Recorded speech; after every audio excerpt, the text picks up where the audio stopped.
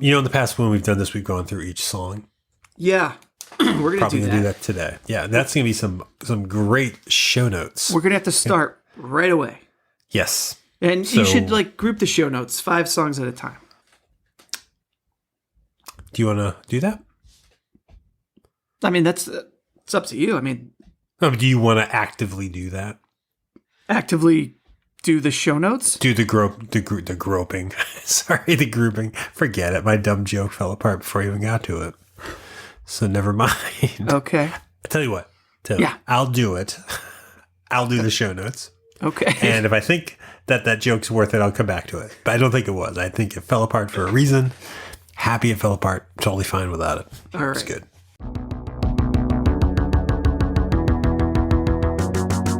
Hey everyone ever, and welcome to 20th Century Pop, the show where we try to understand the present while living in the past. My name is Tim Blevins. And I am Bob Canning. And Tim, I have a little trivia question for you. Okay, I sometimes like trivia. Yeah? Could you guess, or do you know, how many full-length albums the band Guided by Voices has released? No EPs, no solo efforts. Greatest hits? Say that again? Greatest hits? No greatest hits, no compilations, no re-releases.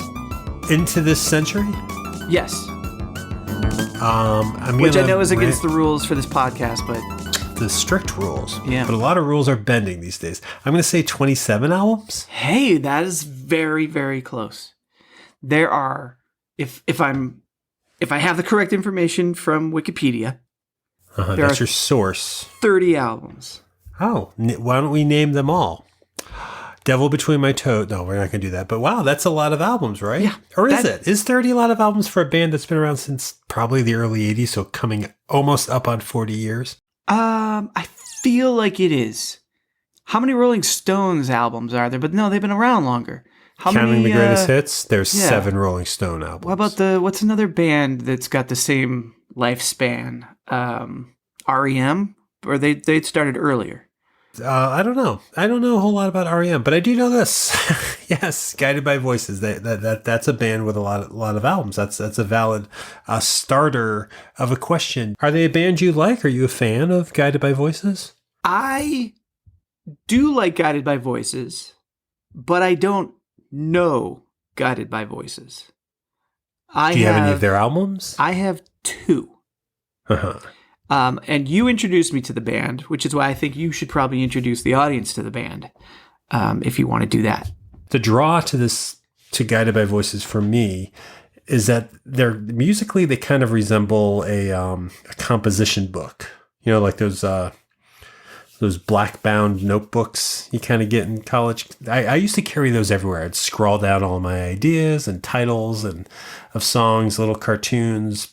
Prior to phones anyways, I always carried one of these notebooks around and just jotted everything in the world into it. And it felt creative, but also just felt like a marker of just every thought as it came. And to me, that's Guided by Voices. That's what their fucking albums are. They're a bunch of sounds, a bunch of ideas, put amazingly to melodies that shouldn't work as an album, and somehow they get released to the world. Somehow they get released to the world. That's a good statement, because you wouldn't think necessarily there would be a label, but it sounds like Matador is the label to do it, and I think there were smaller labels before Matador came along that would bother putting out some of this stuff because it is so unfinished sounding.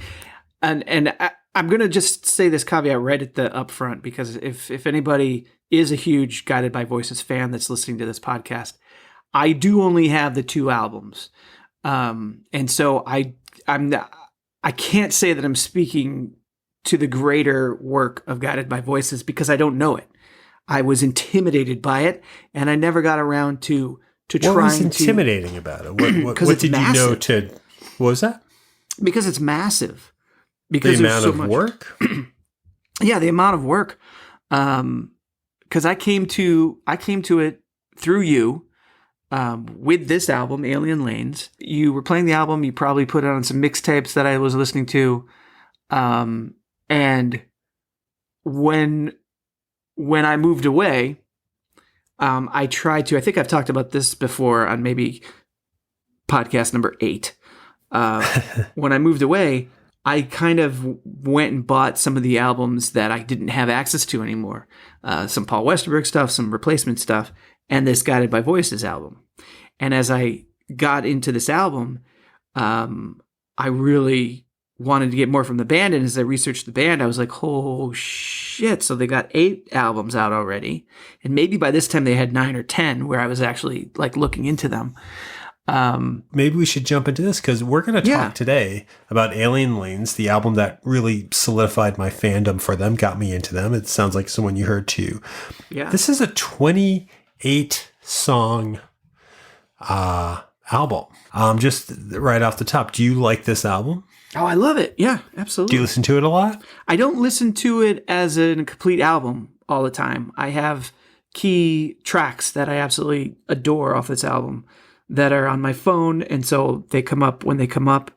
But yeah, I very much enjoy this album. So the opening track, the very first track on this disc, is a song called A Salty Salute. Yeah, it's a great bass line that opens it. I assume it's something about a dick, maybe? Oh, gosh. Just that idea of a salty salute. I mean, that to me is like a middle finger right off the start or something. And that's, you think, a nice message, a good opener for the album and for the band? I think so. I mean, it's nice that it has the line, the club is open right there at the beginning. Like it kind of sets a stage a little bit. It walks you gently into this mass of songs. And it goes straight into Evil Speakers, which is a great name for a song, the second track. What do you think of Evil Speakers? Are there too many titles here to remember what's what? There are too many titles for me to recall the melodies of all the songs. There are some key songs here that I know really well. Like, for instance, the bass line to A Salty Salute was playing in my head as we were talking about it. But Evil Speakers, I can't tell you. I couldn't sing it to you right now. Wouldn't know the melody, just trying to recall it. It feels like it already started and we're kind of jumping into like a song that's already kind of begun. Like it is a song. It has the structure of a song, but it's missing a beginning. It's missing a finale. You say it has a structure of a song. I don't think a lot of these songs on here do have a structure of a song that I think is more common, where you've got a verse, chorus, verse type of refrain. No, they feel like parts of that though. There's part. I mean, it's like, here's the verse, and then here's maybe where this could become the chorus if we ever actually repeated the song back. But this is all we're going to play. Do you like that idea? Do you like the idea of a part of a song kind of being right there on an album? I mean, I do and I don't. There are a lot of the songs on this album that are, as you just said, parts of songs, and I wish that they had been explored and elongated to the point where I do hear a second verse, or what the guitar solo would sound like, or what the next 2 minutes might sound like for this song, because I do like the bit that's here. I like the 1 minute. I like the 58 seconds. Gosh, I wish there were 2 more minutes to the song. Do you remember Watch Me Jumpstart, the third track? It kind of jumps right into that song. I have it starred. I have certain songs from this album starred as the highlights of the album.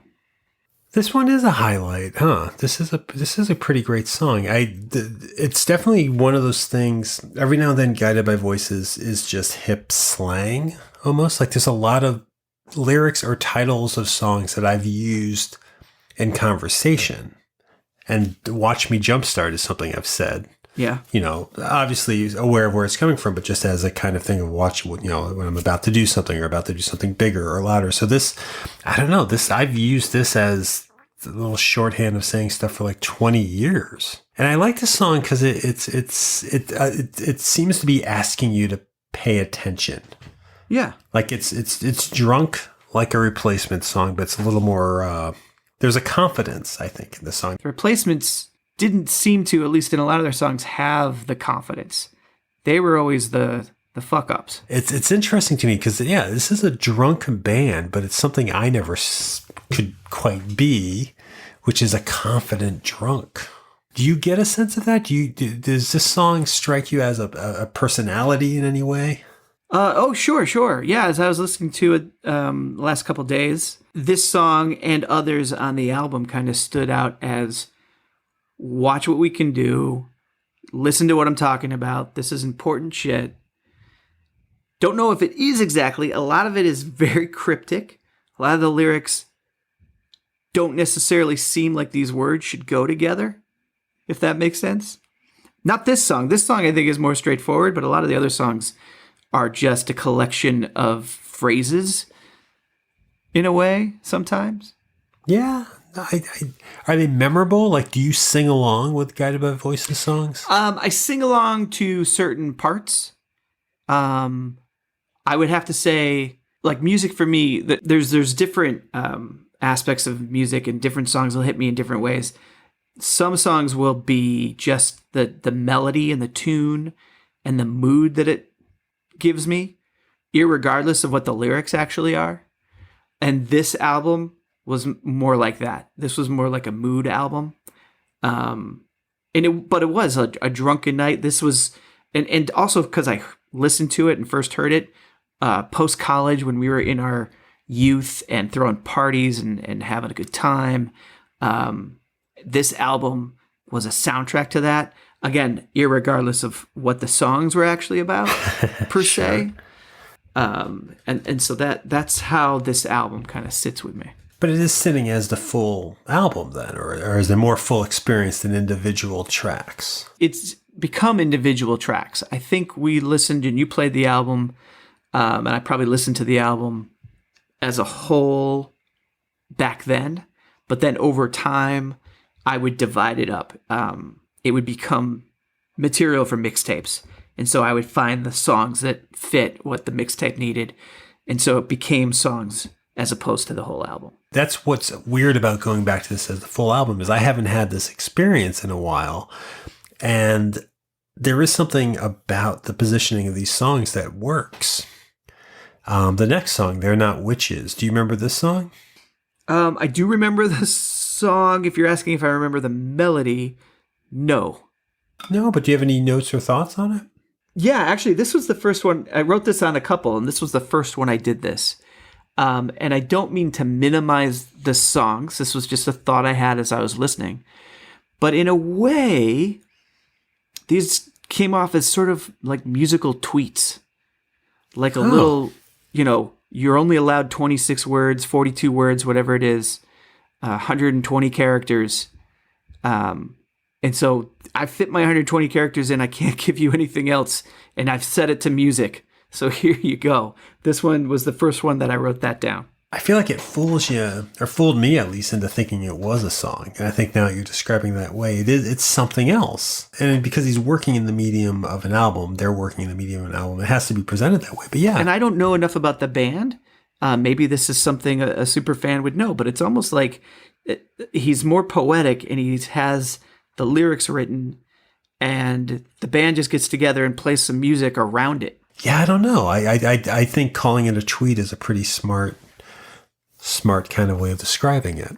Again, predating that mindset, though. I don't think in 1995 I wasn't brief. You said it earlier. You've got your notebook with you all the time. You write down these thoughts you have. I think for you, it was probably dialogue between characters that you might have thought of as you saw some people across the park. You'd write something down.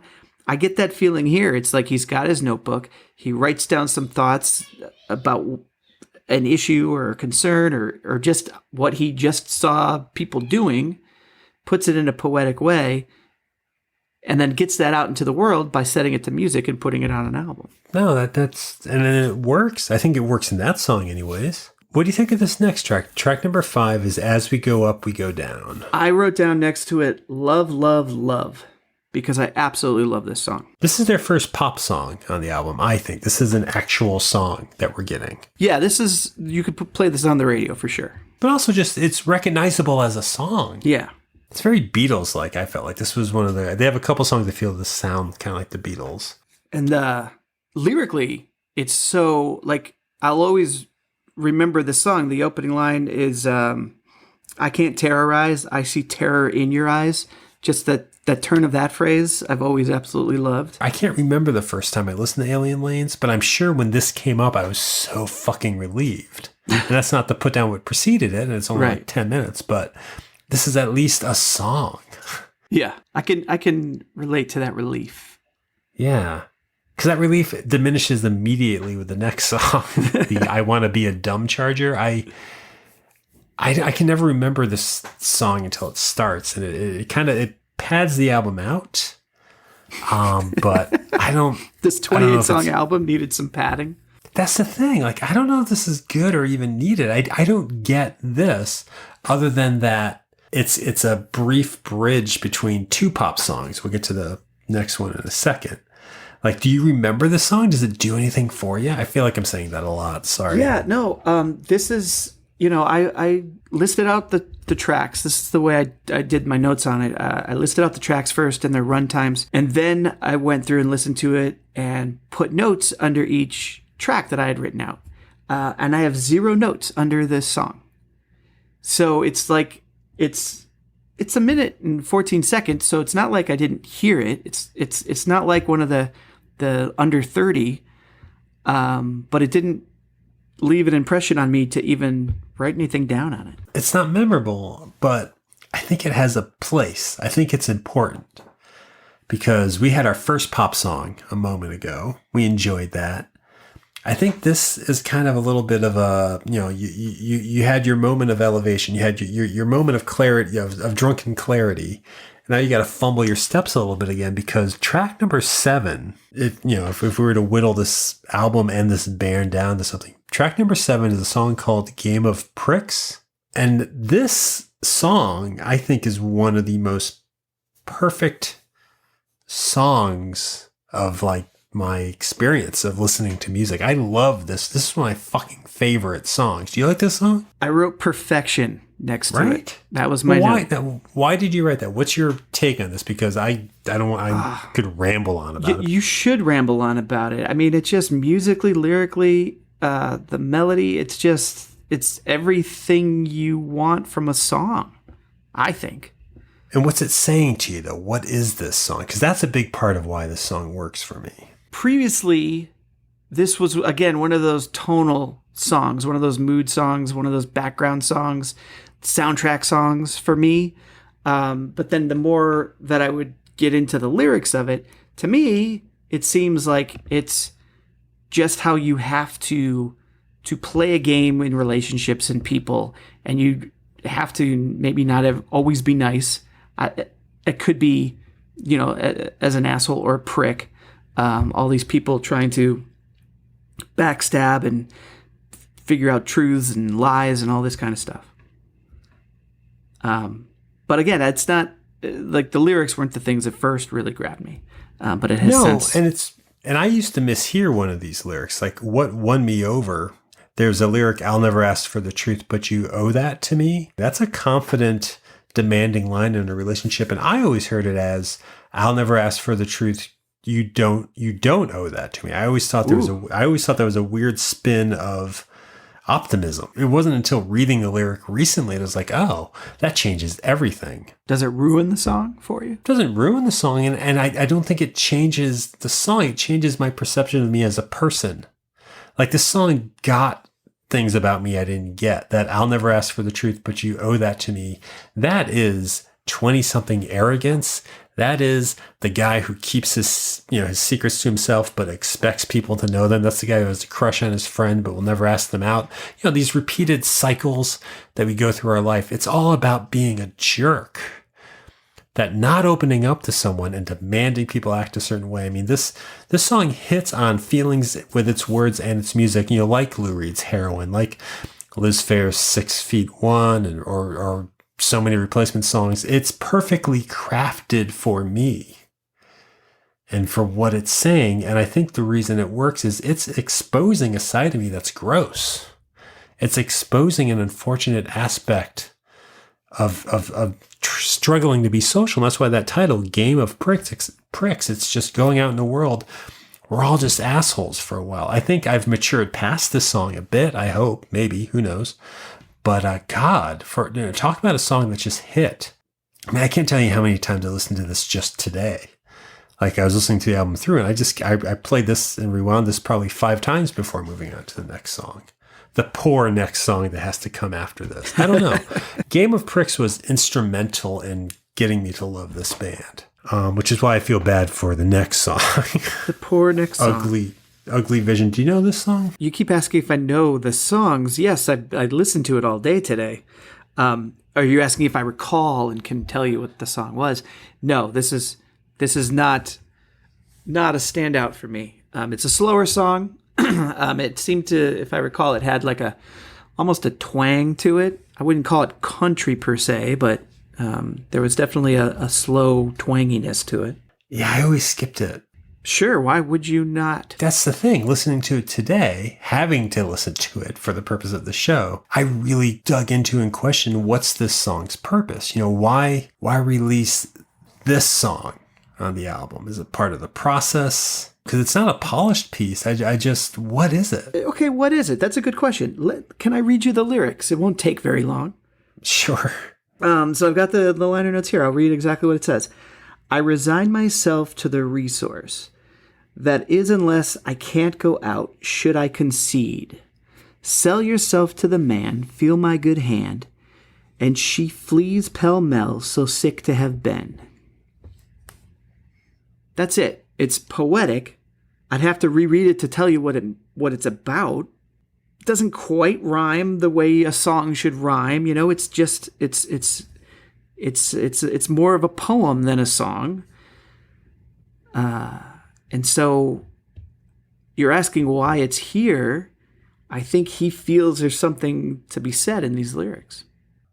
But it's a fragment. I mean, as you read it right now, written on a page, read, that's one thing. But it's in the medium of an album. They're musicians.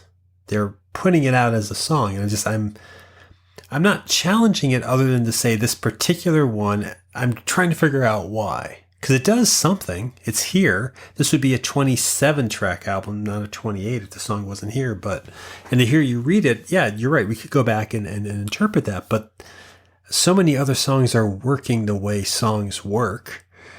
It's odd to me. I don't know what they are when something like this comes up. Are these all the songs that they recorded for that session? And they're all here? They just recorded 28 songs and put 28 songs on the album? I don't think so, because I think a couple of these songs previously appeared elsewhere in different forms. I do think these are evolving snippets and stuff like that. So these are the cleaner versions? Sometimes. I do have a box set of B-sides, but I only have that because I already liked the band. Right. It's an effort to listen to a lot of that stuff. Yeah. You're digging in with prior knowledge. So that's like the behind the scenes kind of, here's what could have been, here's some demos, here's pieces of songs that, again, you'll recognize in later songs. And see, not hearing those, I've never heard those. I sometimes feel like these are the demos in a way. Any of these could be a demo for a longer, more polished song. But where's that song? It's never come to be. This is all they felt that this was enough for that song. This is what this song needed to be. This is an album. This is the album that got me into them. This is an album that gets played. Demos and things like that, I like demos. They're fun, but and some of them maybe impact me a little, but they are different. And they need the prior knowledge of a band to be impactful. What in this album hooked me enough that I didn't stumble over those kind of things? This album does something different than other albums, and I don't quite know what that is. The Transformers will return after these messages. Hey everyone ever, this is Tim Blevins, and do you have that one thing, an album or action figure that isn't necessarily your favorite thing, but somehow encapsulates who you are and how you got to be there? Well, I want to have a consensual discussion on that very ephemera, which is why I'm launching Ménage a Pop, a 3-day-a-week podcast where I and a guest get into some very personal conversation about some very pertinent pop culture. And you, listener, get to be the secretive voyeur by checking us out on Apple Podcasts, Stitcher, Spotify, and the Nana Holograms homepage of nahpods.com. So come and get some dirty insight into your partner's kissingle, your co-worker's card game, or your house cat's cosplay with new episodes of Ménage a Pop every Monday, Wednesday, and Friday. Get streaming, you big perv!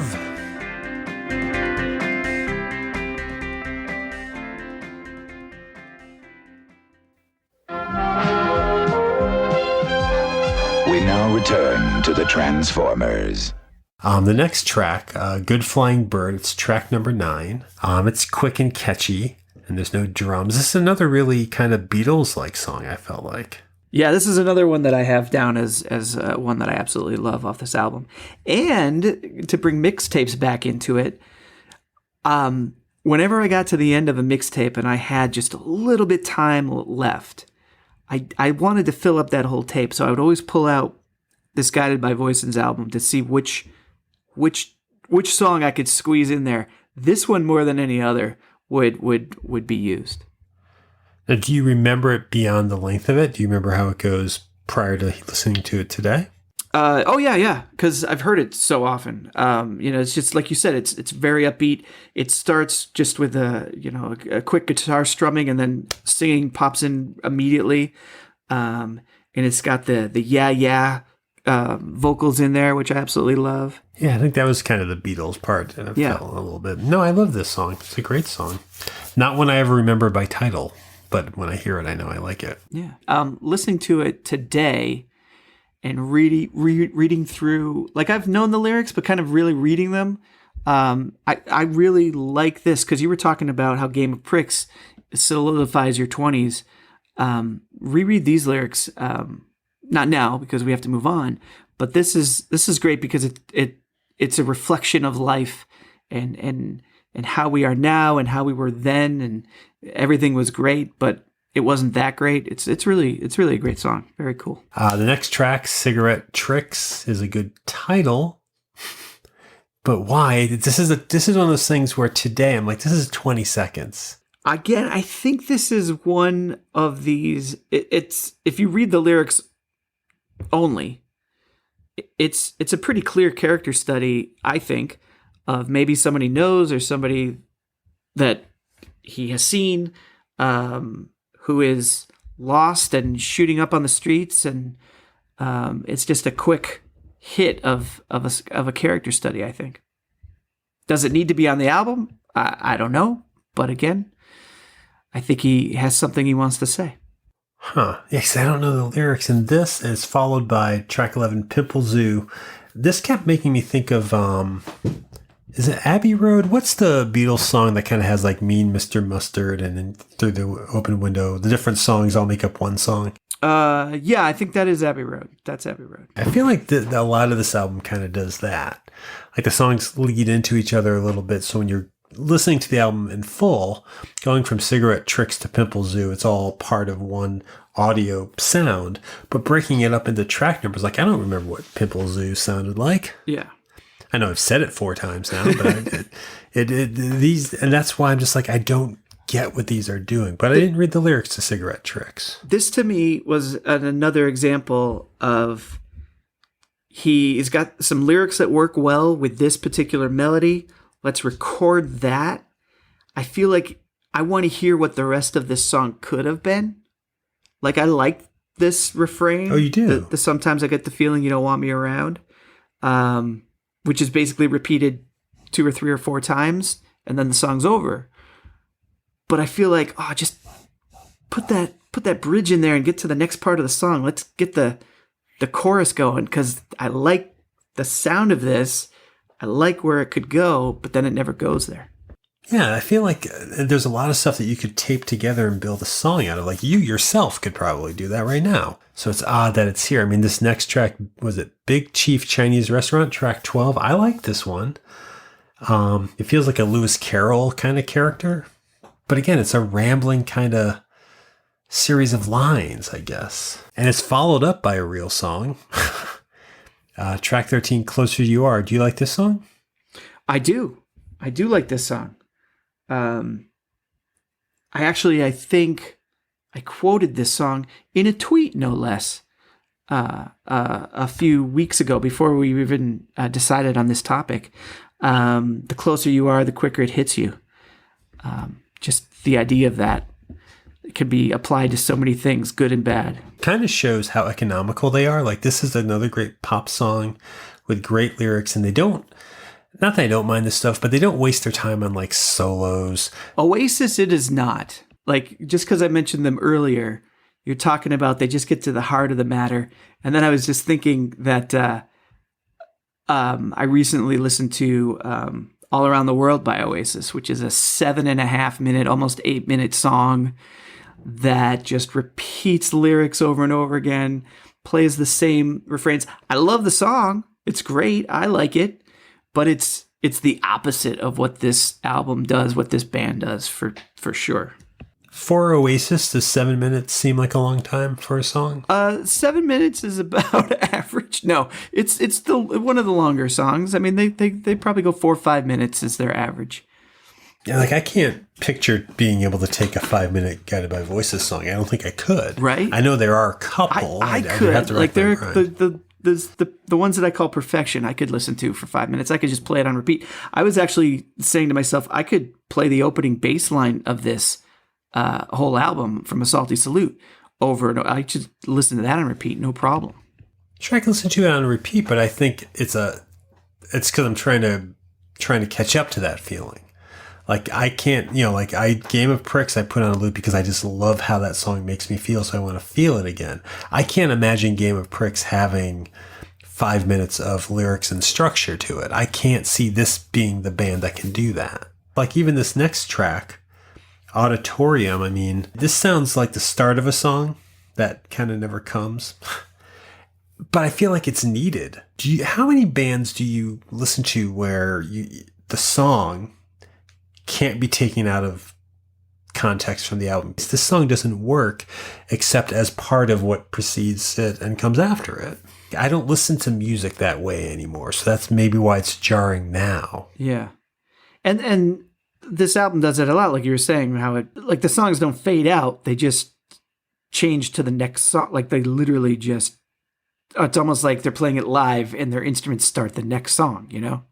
Yeah, and I wonder if they play around with the order. Like I wonder if this is how they rattle them off. Like the next song, Motor Away. This might have been the first song of theirs I ever heard. Was it on a mix? Did someone share it with you? No, there's in 1996 I bought a double disc compilation called What's Up Matador, and I think that because they were featured on this thing, this kind of made me think, okay, they're indie rock. They normally never sound like any other band, but on this one I feel like they kind of do, and I like this song. But does it sound like the album? Does it sound like it fits this album? I don't think it does. To me, it does. There's another song I think that's coming up that I feel feels less like this album. This one didn't stand out as not being a part of the album. Did the next track, Hit, stand out at all? I actually wrote, why include this? It's like 23 seconds. It doesn't seem to tell me anything. It's mostly taken up by a gay slur. Which, if I'm reading the notes correctly here in the liner notes, I don't know if you have your liner notes in front of you. I don't know if this is just a joke or if there is really a band called that slur with giggling in front of it. They say that band appears courtesy of Startled Rat Records, and I don't know if Startled Rat Records is real. It's 22 seconds of franticness. And I think because I love the song that comes after it, maybe, and I knew that was coming up. But like you've been saying before, though, does the chaos of that song make the next one sound that much better? Because it's like, oh, now I'm into this. Now I'm through that, and now here's this. Well, what's the next song? It's called My Valuable Hunting Knife. The whole concept of this song of kind of like hacking your way, forging a better life, I feel like, and a better life than society, I feel like is kind of what that's about. That's something my 20-something mind was very much thinking. That spoke to me. And so maybe that's what you're doing with these little snippets. You're hacking through them, with your tiny little pocket knife. It's too bad that it goes into Gold Hick, the next track. Yeah, another one where I wrote down it's just like a musical tweet. It doesn't stand out. I can't think of how it goes. Like before, I was humming in my head the refrain of My Valuable Hunting Knife, but I can't tell you how Gold Hick goes. And just like you said, it leads into, I think, a beautiful song. And what track are we up to?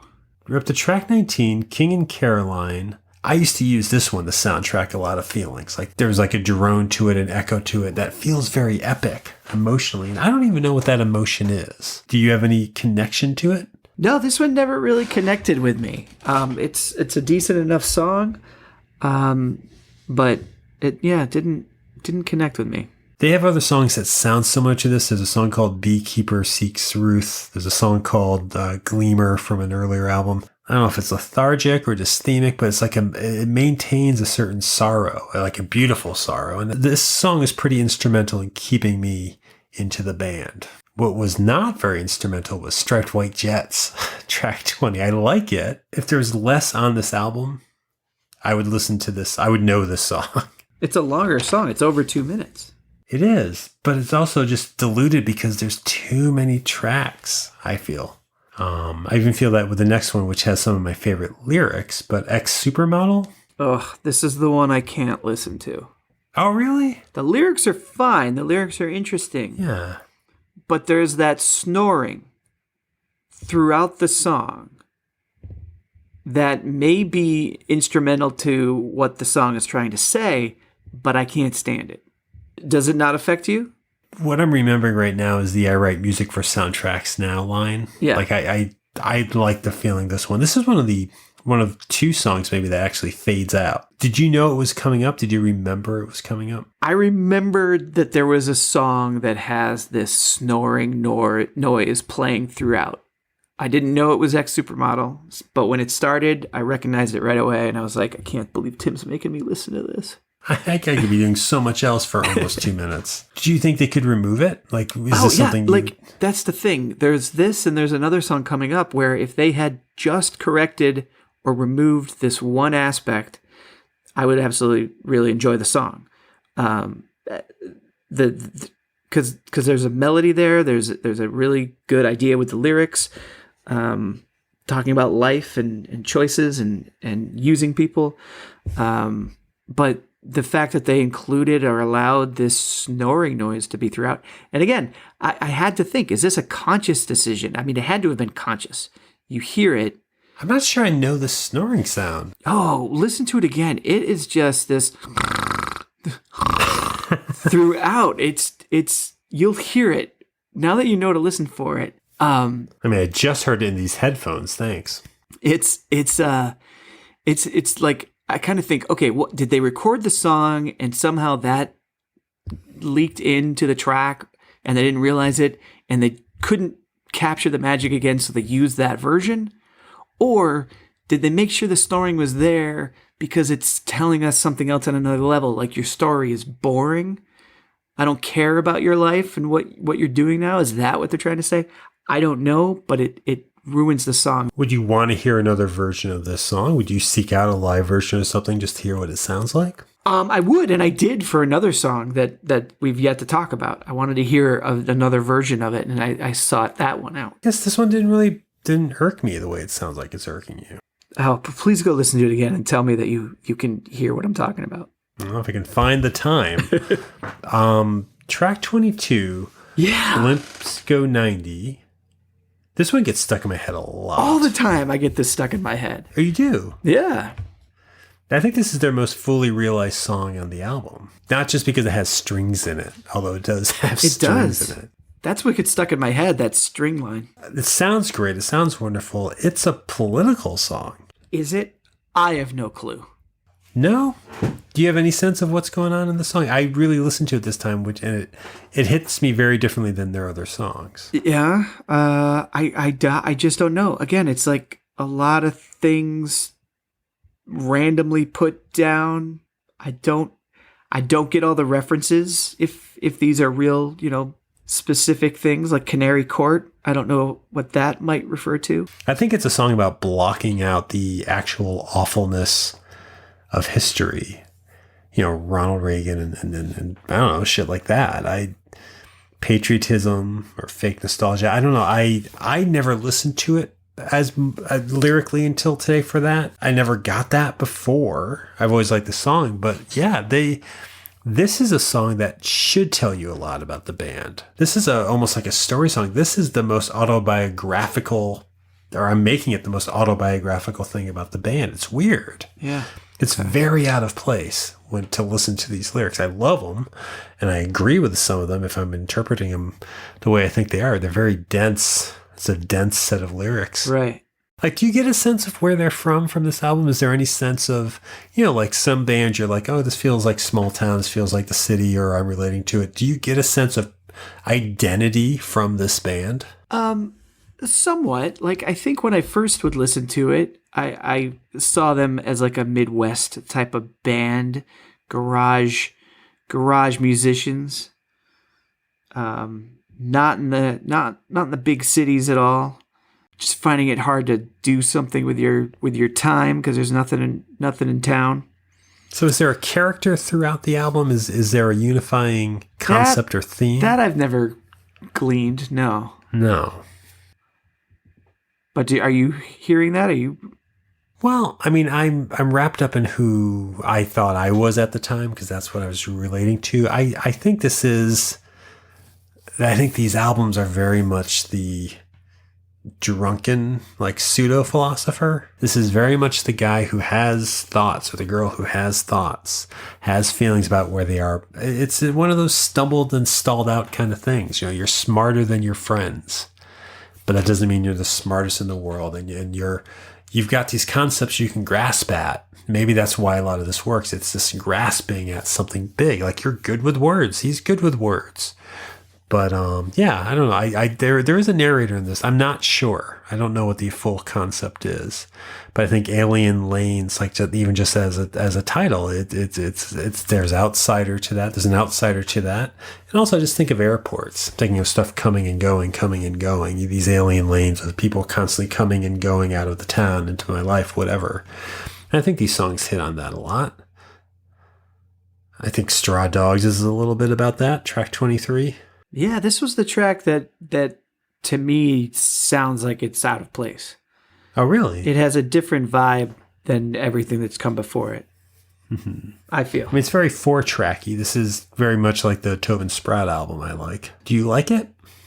I have it marked as liking it. I've got a star next to it. I'm on page 3 of my notes for this 28-track thing.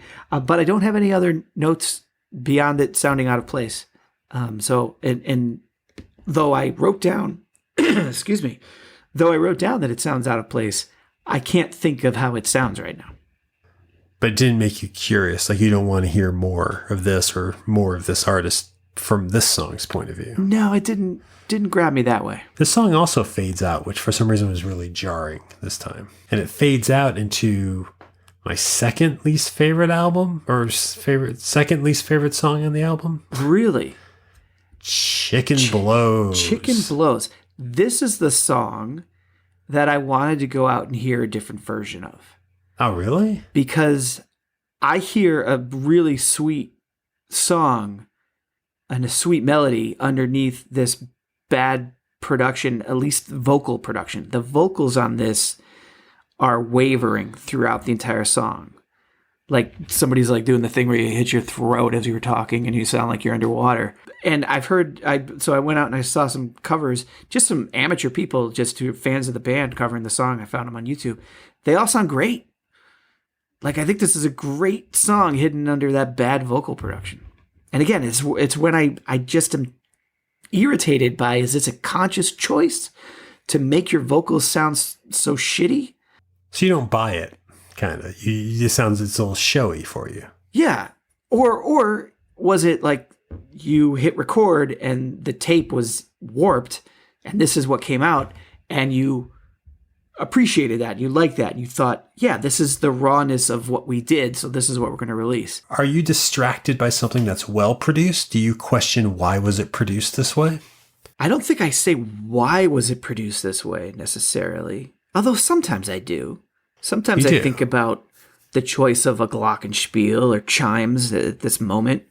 because they stand out, probably negatively at that time. Anything that's released is a production choice. Anytime you get your hands on an album that was bought, it was produced a certain way, whether they're like, I just did this in my basement and it's a one take Charlie, that's me, whatever.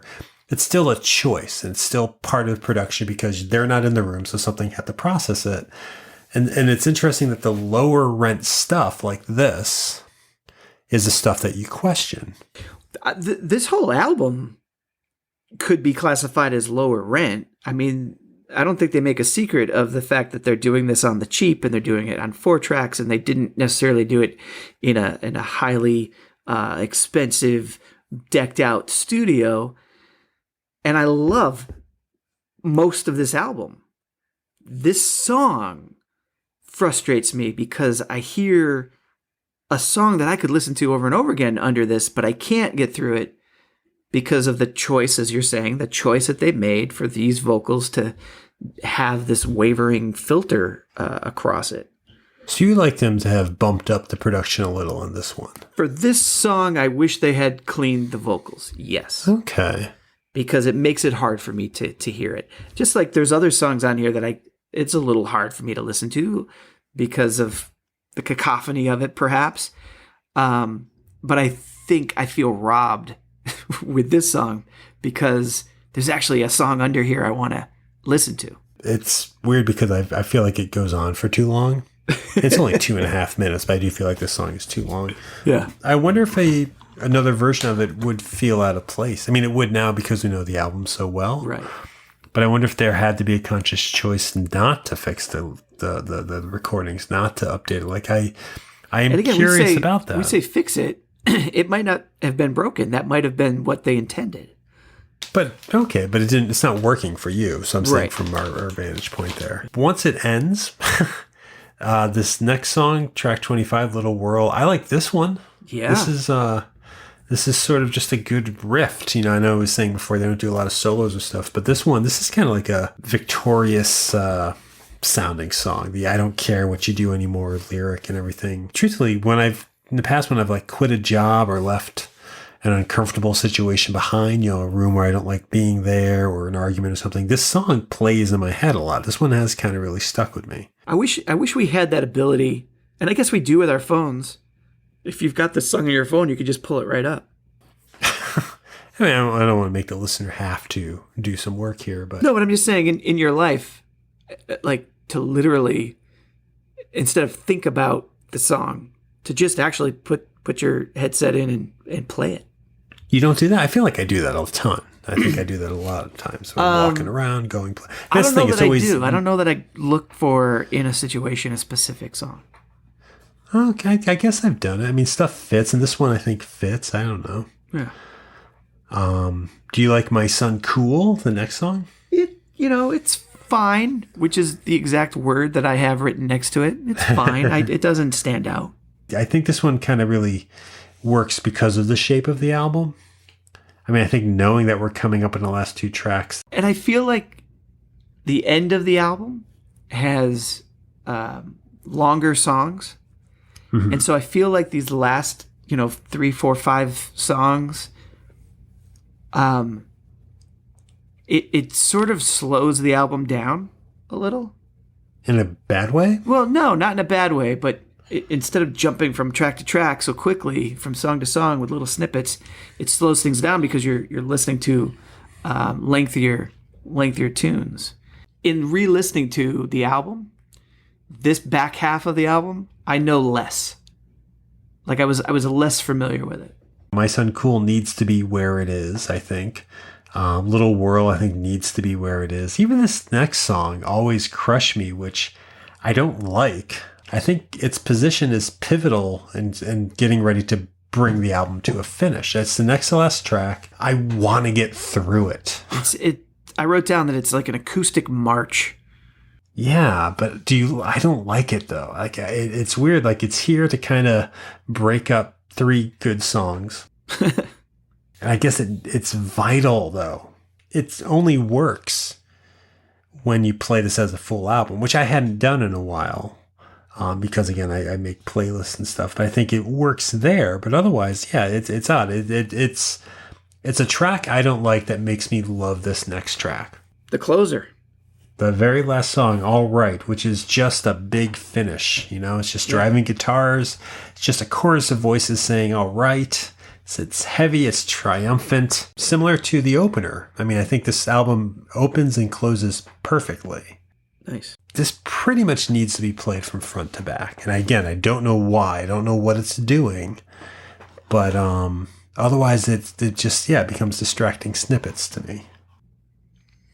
I mean, there are distracting snippets in here, but there are also, we've talked about a few, at least 5 songs that I think could be pulled out of this and listened to separately from the album. There's a bit of a play being put upon me. There's a bit of a, good luck with this. Here you go. Encryption, work your way through it. I'm done. Kind of joke going on that I can really get behind now. That's why shortly after this album, I fell out of the band. They eventually did become polished, which isn't bad. They're talented. They want to do what they want to do, but they had songs that were songs. These albums, Alien Lanes and stuff, they are very, they're like secret knowledge almost. You have to work to get something out of it, but they really, I don't know, they drive their talons into you. They pull you in, they reflect you, they empower you. I don't know. This album came at the right time for me. Yeah, it's a rewarding listen. If you can get through the things that are a little uncomfortable to hear at first because it's just not what you're used to. It's not radio friendly per se. But you find it under there. It's an album that I was introduced to at that perfect moment where I felt as raw as this music, and so it really fit, and so it connected there for sure, and so that'll never be separate when I hear these songs. This happened to come out at a time where I was still discovering what music could be and how music came out, and I like that sensation. I don't know how it works. I don't know how to do it anymore, so I think I'm happy that something like Alien Lanes exists, at least to remind me of that. That's a nice bow on this podcast, Tim. Well, if you like bows, but more so if you like this podcast, then why not check out 20popcasts.com, which is actually now called nahpods.com, the new website. It's a website where this show, 20th Century Pop, is listed. Most recent episodes, past episodes, you can go there. You can subscribe to this show. I would say if you go there, people, if you check that out, if you head there, check out a little something called Ménage a Pop. It's another podcast. What? A totally different podcast that recently started this week. Bob, you're the guest all week. They're shorter episodes, 20-minute little bits, again, about pop culture, but kind of a little more intimate or personal angle. There'll be new guests every week. I guess I'm telling people to go check that out because, I did such a poor job of promoting it. Check it out. No, I will promote it then. I think it's fantastic. Yes, please do. The concept is really great. We talk at length here on this podcast about a particular topic that means something to both of us or is maybe meaningful to the world at large. Ménage a Pop is really cool because you're going to talk briefly about very specific things that mean something to the people that you have on. So I'm looking forward to future episodes of that. Well put. I wish you had started the little closing here because that was well put together. Do you have anything you want to say about yourself? Well, you're on those. That is promoting yourself. Yeah. So I mean, you'll hear me. I mean, it might sound a little bit like the show, but just in very specific to me snippet, I guess, because it's a shorter. It's a nice little quick conversation about things. So check that out. It's a snippet. I guess. Yeah. Snippet, you said. It's a hit. You said snip. It's a hit. It's a snip hit. I don't know. Yeah, there you go.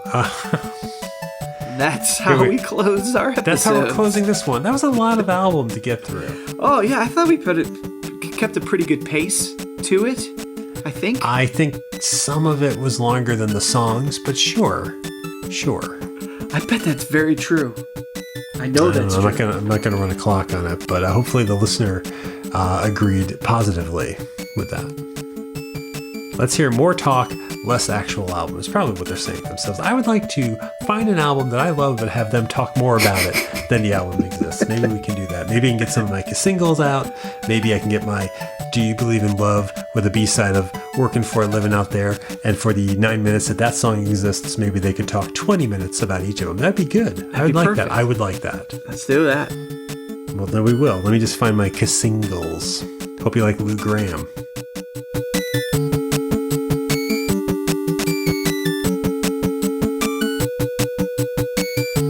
Yeah, I really hope you don't use any of this. Really? That was my next question. You don't want me to use that other part it's just, about the I don't masturbation? think the audience would want to listen to it. That's all. If they come on and they're like, oh, they're talking about Guided by Voices album that I really like, and then they listen to 4 to 8 minutes of piss and crap shit. Yeah, well, if they're cleaning their bathroom while they listen to it, they're like, oh, I should do that. That's a good idea. I should rinse that off. I guess that's.